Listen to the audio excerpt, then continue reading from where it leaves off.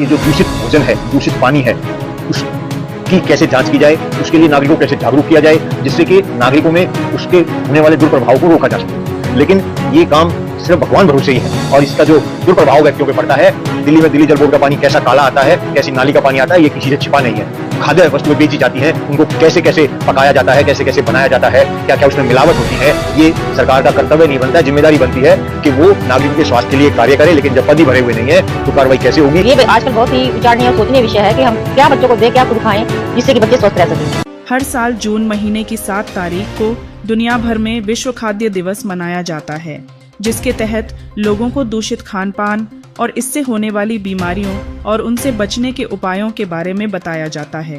पहली बार विश्व खाद्य सुरक्षा दिवस 7 जून 2019 को मनाया गया था। विश्व खाद्य सुरक्षा दिवस एक वैश्विक अभियान है जिसका मकसद लोगों को खराब खान पान और उसके चलते होने वाली समस्याओं से अवगत करना है। वर्ल्ड हेल्थ ऑर्गेनाइजेशन के अनुसार खराब खाने की वजह से एक दिन में तकरीबन 16 लाख लोग बीमार होते हैं, तो वहीं रोजाना 5 साल से कम उम्र के लगभग 340 बच्चे खराब क्वालिटी के खाने की वजह से अपनी जान तक गंवा देते हैं, जो चिंता का विषय है। इसी को देखते हुए विश्व खाद्य दिवस मनाने की आवश्यकता महसूस हुई।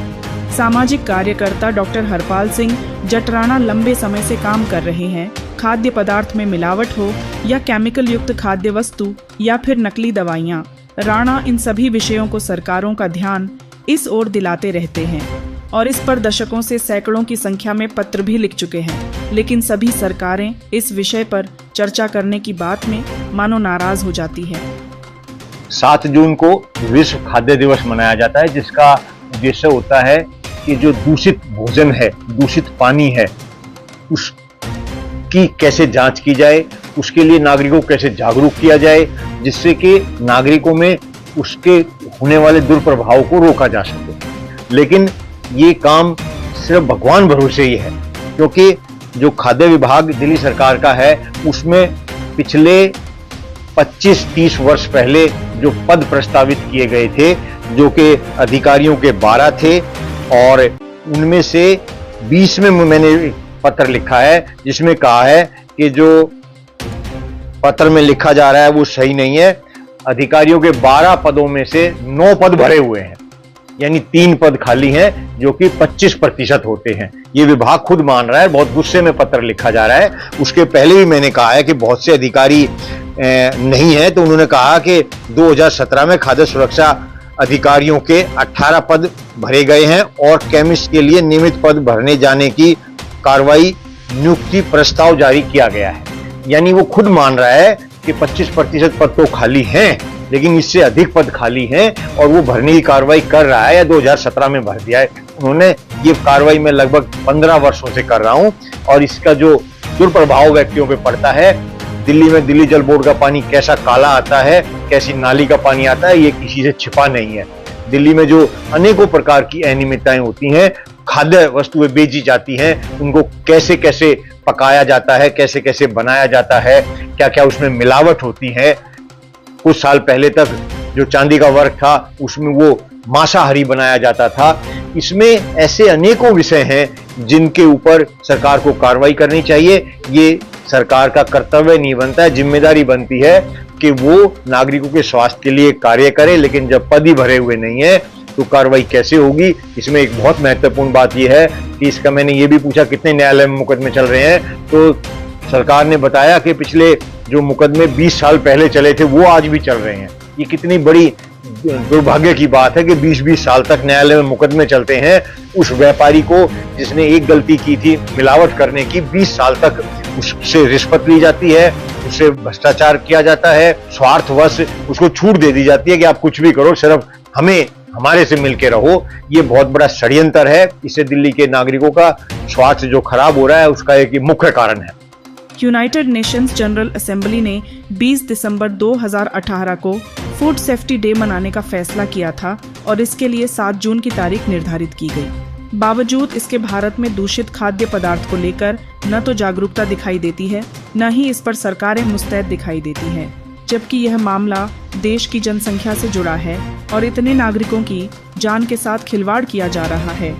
देश में दुर्भाग्यवश साल में अब तो कुछ कम हो गई हैं, लेकिन सेना के बहुत से अधिकारियों कर्मचारियों की मुठभेड़ में और दूसरी घटनाओं में मृत्यु हो जाती थी, वह शहीद हो जाते थे। लेकिन उससे ज्यादा करोड़ों लोग देश में हर वर्ष इस खाद्य सुरक्षा का जो मिलावट है, खाद्य में जो मिलावट है, इससे दुर्घटनाएं हो रही हैं, इन बीमारी फैल रही है, हार्ट अटैक हो रहा है, कैंसर हो रहे हैं। ये बीमारी का मुख्य कारण है मिलावट। शरीर में जितनी बीमारी होती है उनका एक मुख्य कारण होता है कि मिलावटी सामान का, मिलावटी जो खाद्य वस्तु है उनका उपयोग करना, जिससे कि करोड़ों व्यक्ति प्रति साल, हर साल जिनका देहांत हो रहा है, उनसे देहांत ही नहीं हो रहा है, उनका घर बर्बाद हो रहा है। जो व्यक्ति बीमार होता है उसका घर बिक जाता है, संपत्ति बिक जाती है, गहने बिक जाते हैं और उसके बाद भी उसका इलाज अच्छी तरह नहीं हो सकता और आखिर में वो कैंसर जैसी बीमारी से बचना बहुत मुश्किल होता है। हर साल इस दिन पर कई कार्यक्रम होते हैं, चर्चाएं होती हैं, पर इस पर नतीजे नहीं दिखाई देते और इस पर जो पैसा खर्च होता है वो अलग। जब कभी कोई घटना में कुछ व्यक्ति अपनी जान गंवा देते हैं तो सभी संस्थाएं चिंता में दिखाई देती हैं और अपराधियों को सजा भी दी जाती है, लेकिन देश की पूरी जनसंख्या के जान के साथ खिलवाड़ करने वालों पर किसी का ध्यान नहीं। कानून में मिलावटखोरों के लिए लाचार व्यवस्था इनके हौसलों को बढ़ाने में पोषक साबित होती है। कि आजकल जो है बहुत ही ज्यादा हर चीज में, चाहे हम दूध ले लें, सब्जी ले लें, फल ले लें, सब में केमिकल हैं और उसको ताजा रखने के लिए फ्रूटों को भी केमिकल में डुबो के किया जाता है। तो ये आजकल बहुत ही विचारणीय और सोचनीय विषय है कि हम क्या बच्चों को दें, क्या खुद खाएं जिससे कि बच्चे स्वस्थ रह सके। लेकिन अगर एक चीज शुद्ध फल फ्रूट हुए, सब्जी हुई, दूध हुआ, हम उनको वही दे दें तो वही उसके सारे पोषण तत्व तो सब भरपूर कर देगा शरीर में।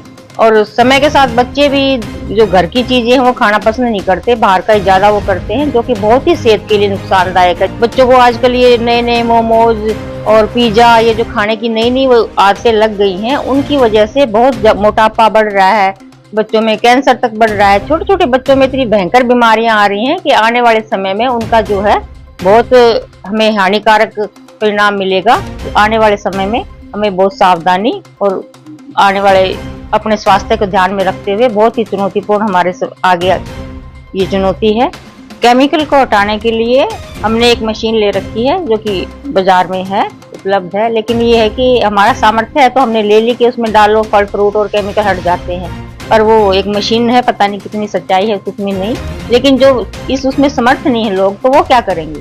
बच्चों को थोड़ा सा जागरूक खाने पीने में समझाना पड़ेगा उनको, तभी हमारी सेहत ठीक रह सकती है। जो अधिकारियों की जिम्मेदारी है, खाद्य सुरक्षा अधिकारियों की, जो वस्तुएं हैं उनकी जांच करना, उनमें नकली पाए जाने पर उनके खिलाफ कार्रवाई करना, नकली वस्तु ना बेची जाए, नकली जो मावा बिकता है, नकली दूध बिकता है, नकली मिठाई बिकती है। मेरे ख्याल से तो मुझे लगता नहीं कि दिल्ली में असली चीज ढूंढने से कोई असली चीज मिल सकती है। अधिकतर चीजों में, जितनी खुली चीज खास तौर से मिलती है, उनमें अधिकतर चीजों में नकली होती हैं और उनमें मिलावट होती है और ये व्यक्तियों के स्वास्थ्य के लिए बहुत ही ज्यादा खतरनाक है। अभी तक भी जब रिक्त पदी भरे हुए नहीं होंगे आवश्यकता के अनुसार, तो कार्रवाई कौन करेगा, कैसे करेगा, कब करेगा, ये एक बहुत बड़ा प्रश्न चिन्ह है। सरकार जानबूझ के इसके ये लापरवाही बरत रही है, जिससे कि नागरिकों के स्वास्थ्य के ऊपर बहुत बुरा प्रभाव पड़ रहा है। दूषित खान पान से सेहत संबंधी कई सारी बीमारियों के होने का खतरा बना रहता है। विश्व खाद्य सुरक्षा दिवस वाले दिन तरह तरह के कार्यक्रमों के आयोजन किया जाता है और इसके जरिए लोगों को इन खतरों के बारे में बताने का प्रयास किया जाता है, जिससे हर एक व्यक्ति को पौष्टिक और संतुलित भोजन प्रदान हो सके। इसके अलावा मिलावटी चीजों की परख आदि के प्रति जागरूक किया जाता है। लेकिन जैसे जैसे अस्पतालों और रोगियों की संख्या में वृद्धि हो रही है, ये सारे प्रयास बेकार दिखाई देते हैं। प्राइम टाइम हिंदी से अर्जुन सिंह की रिपोर्ट।